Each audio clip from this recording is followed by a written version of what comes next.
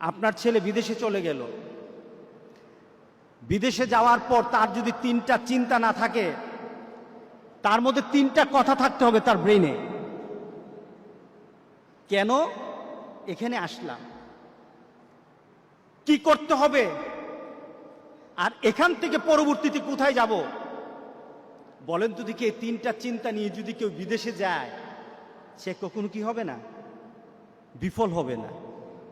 তার পাওনা ঠিক থাকবে, তার চিন্তা তার ভাবনা ঠিক থাকবে। একটা মোমেন যদি চিন্তা করে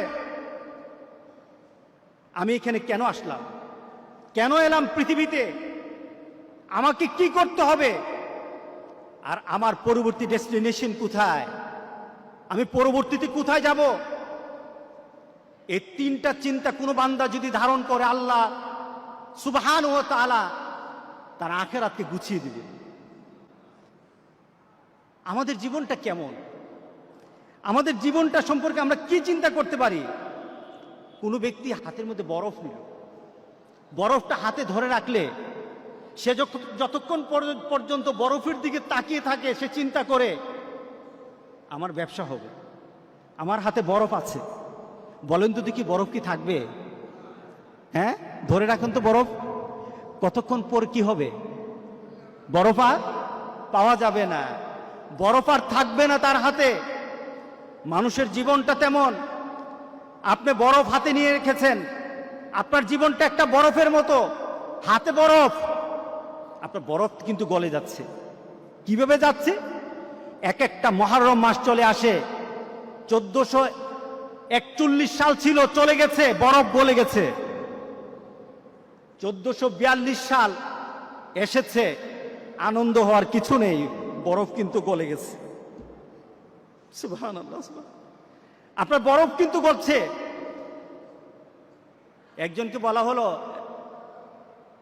যে আমাকে নোটিশ করে দিও, আমাকে জানিয়ে দিন। আল্লাহর কাছে বলল দাউদ আলাইহিস সালাম, রব্বুল আলামিন আমার শেষ মুহূর্তটা আমাকে জানিয়ে দিও, শেষ মুহূর্তটা আমাকে জানিয়ে দিও, আমার জীবনের শেষ মুহূর্তটা আমাকে একটু নোটিশ করে দিও। আজরাইল আলাইহিস সালাম উপস্থিত। কি ব্যাপার? আমি না বলেছিলাম যে আমাকে একটু জানানোর জন্য, আপনি কখন আসবেন, আমার জীবনের শেষ মুহূর্তটা জানানোর জন্য বলেছিলাম। কোন জানানো আগে থেকে রিমাইন্ডিং ব্যতীত আমার কাছে চলে আসলেন, ব্যাপারটা কি? আজরাইল আলাইহিস সালাম বললেন, কথা আছে। আপনার দাঁতের অবস্থা কি? নাই, একটা রিমাইন্ডিং। চোখের অবস্থা কি? আগের মতো দেখি না, আরেকটা রিমাইন্ডিং। আপনার শরীরের শক্তি কোথায়? হারিয়ে গেছে, আরেকটা রিমাইন্ডিং। কে বলেন দাড়িগুলি পেকে গেছে, তার মানে এই নয় তুমি আরো চিন্তা করতেই থাকবে, চলতেই থাকবো। আমার জীবনের গতি আছে, চলতে থাকবো, তা নয়, বরং তোমার প্রত্যেকটা জিনিসের মধ্যে নোটিশ করে করে জানানো হচ্ছে তোমার জীবন কিন্তু শেষের দিকে। এটাই তো আমাদের বৎসর গণনা, এটাই তো আমাদের জীবনের গণনা, এটাই তো আমার নতুন বৎসর আমাকে এই সংবাদ দেয়। এই নতুন বৎসর হয়তো তোমার জন্য আরেকটা বৎসরের সুসংবাদ নিয়ে আসবে, অথবা তোমার এই বৎসরটাই শেষ বৎসর। তোমার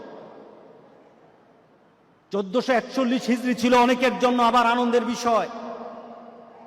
কাদের জন্য আনন্দ? কে আনন্দ করতে পারবে? 1441 সালের মধ্যে যারা এসেছে, যারা ছিল, আজকে যারা নেই, তাদের মধ্যে কাদের আনন্দ? তাদেরই আনন্দ যারা আল্লাহ সুবহানাহু ওয়া তাআলার সেই কথার সাথে নিজেকে মিলিয়ে নিয়েছে। ওয়ালাস, সময়ের কসম, সময়ের কসম, দুনিয়ার পরিবর্তনের কসম। দুনিয়া যে পরিবর্তন হচ্ছে সময় দিয়ে, আল্লাহ সুবহানাহু ওয়া তাআলা ওই সময়ের কসম করে বলেন ওয়ালাস। আসরের সময়টা কখন বলেন তো দেখি? বেলার, দিনের শেষ বেলা, দিনের শেষ বেলা, ওই সময়টার নাম কি? এরপরে কি হয়? গুরুব, ডুবে যায়। এরপর কি হয়? মাগরিব। মাগরিব না? দেখুন আল্লাহ সুবহানাহু ওয়া তাআলা আসরের নামটা নিলেন সময়কে বলার জন্য, অর্থাৎ সময়টা তোমার এত কম, তোমার সময়টা এত কম, তুমি আসরের সময় মাত্র আছো। একটু পরে কিন্তু সূর্য ডুবে যাবে। তোমার জীবনটা আসরের মতো, একটু পরে কিন্তু তোমার মাগরিব চলে আসবে। অর্থাৎ তোমার জীবনের যে সূর্যটা আছে, সূর্যটা কিন্তু প্রান্তে চলে এসেছে। তুমি সব সময় তোমার জন্ম থেকে তুমি জীবনের প্রান্তে আছো, ডুবে যাবে একটু পরে মাগরিব হয়ে যাবে। এটাই তোমার জীবন, ঠিক না? আসরের থেকে মাগরিব কতটুকু সময়? অল্প সময়। আল্লাহু আকবার, আল্লাহু আকবার, আল্লাহু আকবার। আল্লাহ কি তুলনা দিলেন বলাস। এখন মিলিয়ে নেন, আপনার আমার জীবনকে এখন মিলাই। আল্লাহ বলছেন ইন্নাল ইনসানা লাফি খুসর। প্রত্যেকটি মানুষ, প্রত্যেকটি মানব, ইনসান বলা হয়েছে, হিউম্যান কাইন্ড, প্রত্যেকটি মানুষ আল্লাহ বলছেন ক্ষতিগ্রস্ত, সবাই ক্ষতির মধ্যে আছে। আমরা ক্ষতিতে আছি কিনা বলেন? গত বছর 1441 সাল যখন আসে, আপনার দেহের মধ্যে কিন্তু একটু শক্তি ছিল, ভালো অবস্থা ছিল। 41-এর মাঝেই বিশাল পরিবর্তন হয়ে গেল গোটা পৃথিবীর। একটা কষ্টদায়ক পরিবেশ আরম্ভ হয়ে গেল। যার সাথে কথা বলি শরীরটা ভালো না, তা আগে তো শরীরটা ভালো থাকতো, এখন যেন কেন ভালো না, খালি জ্বর উঠে, ঠিক না? আগে তো এত কাশি দিতাম না, এখন খালি কাশি দিলেই মনে করে যে আমার জীবনের অবস্থা এদিক ওদিক হয়ে গেছে। কথা ঠিক আছে কিনা? তার মানে কি, আপনি 1441 সাল থেকে এখন আপনি এমন জীবনে চলে আসছেন, আপনি নিজেকে প্রশ্ন করে বলতেছেন আমি ক্ষতিগ্রস্তের মধ্যে, আমার দেহ নষ্ট হয়ে যাচ্ছে, আমার দেহের পরিবর্তন চলে আসতেছে, আমি দুর্বল হয়ে যাচ্ছি, আমার চিন্তা চেতনায় দুর্বল হচ্ছি, আমার ভাবনাতে দুর্বল হচ্ছি, আমি আমলে দুর্বল হয়ে যাচ্ছি। আগের মানুষগুলির আমল শুনলে চোখে পানি চলে আসে, আমি করতে পারছি না, আমি ক্ষতিগ্রস্ত। কে বলেছেন? আল্লাহ সুবহানাহু ওয়া তাআলা বলেছেন ইন্নাল ইনসানা লাফি খুসর। পড়েন ইন্নাল ইনসানা লাফি খুসর। আল্লাহ বলেন না, আমার কিছু কিছু বান্দাকে আমি কিন্তু ক্ষতির মধ্যে ফেলে দেব না। আমরা কি পড়তে চাই বলেন তো দেখি? আমরা কি পড়তে চাই যে আল্লাহ বলেছেন আমার কিছু বান্দাকে, তার জীবন, তার যৌবন, তার জীবনের সকল কর্ম, তার আখিরাতকে আমি ক্ষতিগ্রস্তের মধ্যে ফেলে দেব না? আল্লাহু আকবার বলি। আমি তাকে ক্ষতি করব না, দুনিয়া তো ক্ষতি করব না, আখিরাতে তার ক্ষতি হবে না। ইল্লাল্লাযীনা আমানু ওয়া আমিলুস সালিহাত। মিলাই নেন, ঈমান, যার ঈমান আছে। কি আছে বলেন? আমাদের ঈমান আছে কিনা বলেন? আছে, আলহামদুলিল্লাহ। ঈমানটা কেমন? রাসূল সাল্লাল্লাহু আলাইহি সাল্লামের ঈমানের ব্যাপারে বললেন এমন একটা সময় আমার উম্মতরা পড়ে যাবে, আমার উম্মতরা এমন একটা সময় পড়ে যাবে, তখন হাতের মধ্যে জ্বলন্ত আগুন রাখা, জ্বলন্ত কয়লার আগুন রাখা সহজ হবে, কিন্তু আমার উম্মতগুলি ঈমান বাঁচানো তত কঠিন হয়ে যাবে।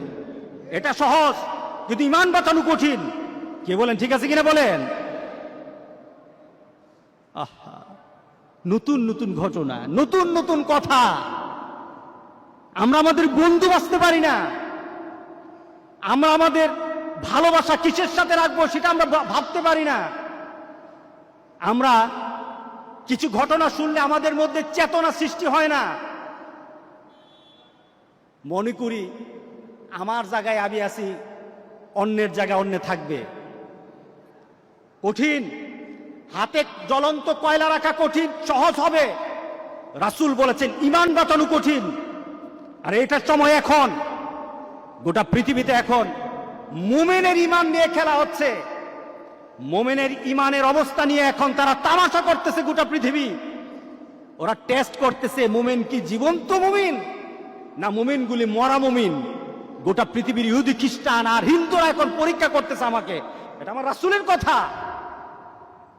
মরে দেখো তোমার শান, তোমার মর্যাদা, তোমার অবস্থান, তোমার ক্ষমতা, তোমার অর্থ। মরে দেখো। তুমি যদি নিজের জীবনকে মূল্যায়ন করতে না পারো, আল্লাহ যেটা বলেছেন ইল্লাল্লাযীনা আমানু, যদি ঈমানদার না হয় মরো, তুমি কতটুকু ক্ষমতা, তোমার কতটুকু অর্থ, তোমার কতটুকু গাম্ভীর্যতা, তোমার কত মর্যাদা। ফেরাউন, সাদ্দাত, নমরুদ তো দুনিয়াতে থাকতে পারে নাই। কথা ঠিক আছে কিনা বলেন? ফেরাউন, সাদ্দাত, নমরুদ তো দুনিয়াতে নাই। আছে নাকি? ফেরৌনের বাড়ি আছে, সাদ্দাতের বাড়ি আছে, সম্পদ ছিল কিনা বলেন? সবই তো ছিল, কিন্তু তারা কি লাভবান না ক্ষতির মধ্যে আছে? ক্ষতির মধ্যে আছে। আল্লাহু আকবার, আল্লাহু আকবার। ইল্লাল্লাযীনা আমানু, যারা ঈমানদার, আল্লাহ বলেন তার কোনো ক্ষতি হবে না। 1441 সাল চলে গেছে, ক্ষতি হবে না। 1442 সাল চলে যাবে, ক্ষতি হবে না। 1443 সালে সে থাকলে থাকুক, আমার ফয়সালা, আল্লাহর ফয়সালা। আল্লাহ বলেন আমার ফয়সালা হবে, কিন্তু তার মধ্যে যদি ঈমান থাকে তার কোনো ক্ষতি হবে না। আল্লাহ সবাইকে কবুল করুক। আমিন বলি, আমিন বলি, আমিন বলি।